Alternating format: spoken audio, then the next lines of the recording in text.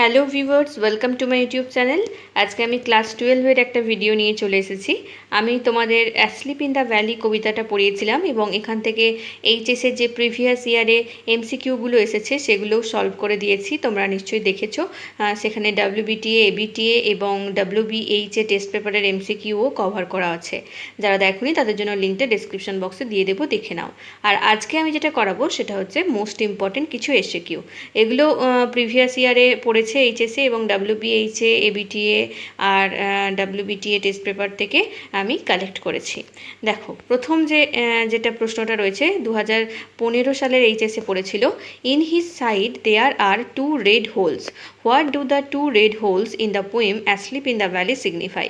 তাহলে যে দুটো লাল রঙের যে ছোট ছোট গর্ত, সেই দুটো এই কবিতায় কী সিগনিফাই করছে? দেখো, উত্তর হয়ে যাবে two red holes signify two bullet wounds that leave red blood spot. দুটো লাল রঙের দাগ, গর্ত বলতে বোঝানো হয়েছে দুটো বুলেটের দাগ, দুটো বন্দুকের গুলির দাগ, যেটা গুলি লাগার ফলে যে লাল রক্ত বেরিয়েছিল, তার ফলে যে রক্তের যে দাগটা, সেখানে এটাই টু রেড হোলস। পরের প্রশ্ন 2015 এইচএসে পড়েছিল, আবার 2020 এইচএসেও পড়েছে। Where are the feet of the soldier placed? সৈনিকের যে পাটা সেটা কোথায় ছিল? The feet of the soldier are placed among the flower. সৈনিকের পাটা ফুলের মধ্যে ছিল। Why does the poet ask nature to keep the soldier warm so that the soldier may not catch cold? HS 2016-তে এটা পড়েছিল। কি বলেছেন আর কেন কবিকে বলা হয়েছে, কবি কেন নেচারকে বলেছেন, প্রকৃতিকে কেন বলেছেন যে সৈনিককে যাতে প্রকৃতি গরম করে রাখে, যাতে করে তার ঠান্ডা না লাগে? কেন বলেছেন না, as the soldier is sleeping under the open sky the poet feels affection and asks nature to keep him warm. যেহেতু সৈনিকটা খোলা আকাশের নিচে শুয়ে রয়েছে, তাই জন্য তার ঠান্ডা লেগে যেতে পারে, তাই কবি প্রকৃতির কাছে রিকোয়েস্ট করেছে যেন প্রকৃতি তাকে একটু উষ্ণ রাখে। এরপরের প্রশ্ন 2016 এইচএসে পড়েছিল, how does the stream look like in the poem asleep in the valley? Asleep in the valley কবিতায় স্ট্রিম বা ঝর্ণাকে বা নদীকে কীরকম লাগছে? The stream looks like a long strands of silver in the poem asleep in the valley. তাহলে asleep in the valley কবিতায় এই ঝর্ণাকে মনে হচ্ছে যেন রূপোর একটা রূপলি ফিতের মতো। পরের প্রশ্ন 2017-এর এইচএসে পড়েছে এবং 2019-এর এইচএসেও পড়েছে। Where does the stream leave long strands of silver? কোথায় ঝর্ণাটা রূপলি ফিটের মতো বয়ে চলেছে? দেখো, the stream leaves long strands of silver on the bright green grass of the valley.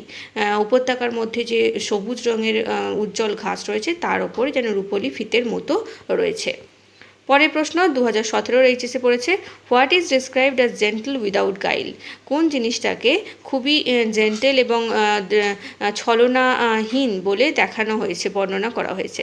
The smile of the innocent soldier is described as gentle without guile. তাহলে যে সৈনিকের যে হাসিটা, সেটাকেই বর্ণনা করা হয়েছে খুবই জেন্টেল এবং কোনো প্রকার ছলনা বা ভনিতা তার মধ্যে নেই।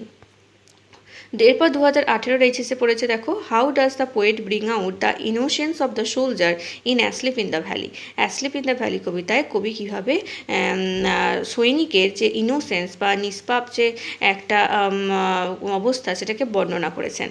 The poet brings out the innocence of the soldier by describing the smile of the soldier as gentle without guile like an infant. তাহলে একটা শিশুর মতো নিষ্পাপ তার হাসি, এটা বর্ণনার মধ্যে দিয়ে বোঝা যাচ্ছে যে সৈনিকটা কতটা নিষ্পাপ। এটাই কবি এভাবেই তুলনা করেছেন তার হাসিটাকে। পরের প্রশ্ন 2018-এর এইচএসে পড়েছে, হোয়াই ইজ দ্য সোলজার পেল? কেন সৈনিকটা বিবর্ণ ছিল? দেখো, the soldier is pale because he is lying dead under the warm sun. সৈনিকটা বিবর্ণ কারণ সে অলরেডি মৃত অবস্থায় সে সূর্যের আলোর মধ্যে, সূর্যের যে উত্তাপ সেখানে শুয়ে রয়েছে, সেই জন্য তাকে বিবর্ণ লাগছে। এরপর 2019-এর এইচএসে পড়েছে, where does the soldier lie straight? কোথায় সৈনিক সোজা হয়ে শুয়ে রয়েছে? The soldier lie straight in the heavy undergrowth of a small green valley. তাহলে একটা ছোট্ট উপত্যকা, সবুজ উপত্যকার মাঝে ঝোপঝাড়পূর্ণ একটা জায়গায় সৈনিকটা সোজা হয়ে শুয়ে রয়েছে। তারপরে 2020-এর এইচএসে পড়েছে, what is the soldier smile compared to? সৈনিকের হাসিটা কিসের সাথে তুলনা করা হয়েছে? The soldier smile is compared to a smile of an infant gentle without guile. তাহলে সৈনিকের যে হাসিটা, সেটা হচ্ছে একটা শিশুর মতো, নিষ্পাপ শিশুর মতোই, একেবারেই ছলনাহীন। পরের প্রশ্ন, what do you mean by heavy undergrowth? Heavy undergrowth বলতে কী বোঝানো হয়েছে? Heavy undergrowth means the bushes and plants that grow in plenty.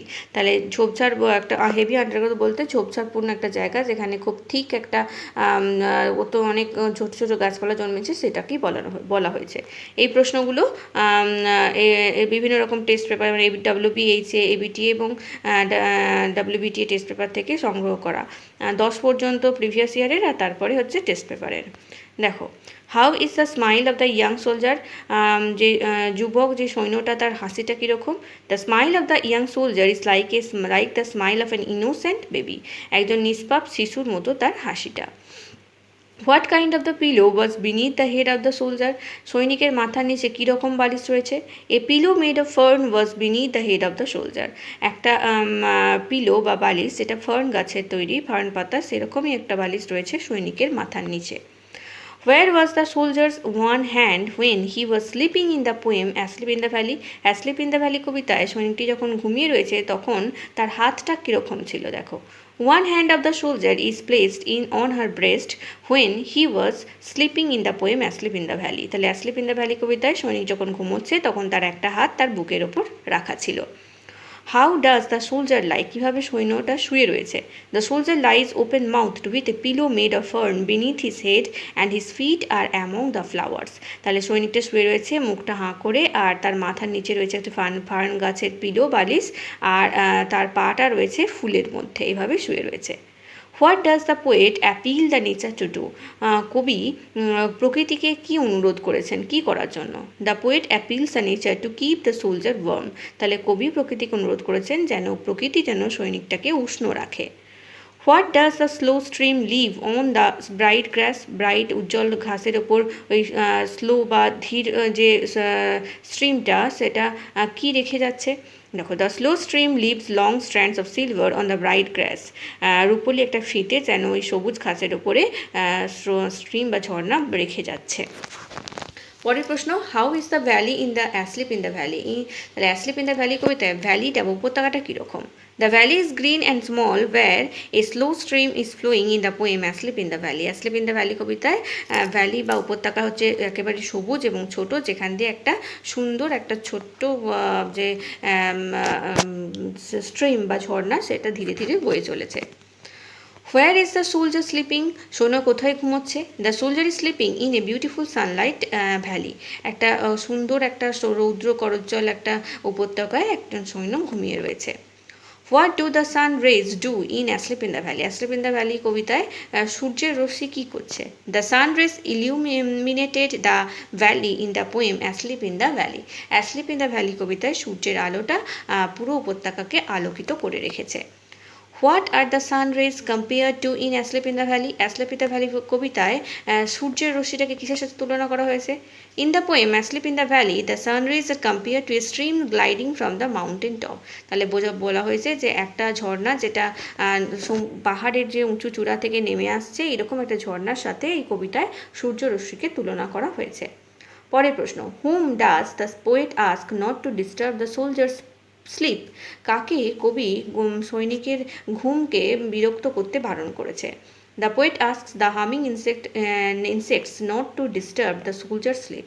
কবি বলেছেন যে গুঞ্জনরত যে সমস্ত পতঙ্গরা রয়েছে তারা যেন সৈনিকের ঘুমকে বিরক্ত না করে, ডিস্টার্ব না করে। Who will keep the soldier warm? কে সৈন্যকে গরম রাখবে? The nature will keep the soldier warm. তাহলে নেচার বা প্রকৃতি হচ্ছে সৈন্যকে উষ্ণ রাখবে। How is the bed of the soldier in asleep in the valley? Asleep in the valley কবিতায় সৈন্যর যে বিছানাটা সেটা কীরকম? The bed of the dead soldier is warm green and sunsoaked. তাহলে এই যে মৃত সৈন্য, তার বিছানাটা হচ্ছে একটা উষ্ণ, সবুজ এবং সূর্যের আলোয় আলোকিত।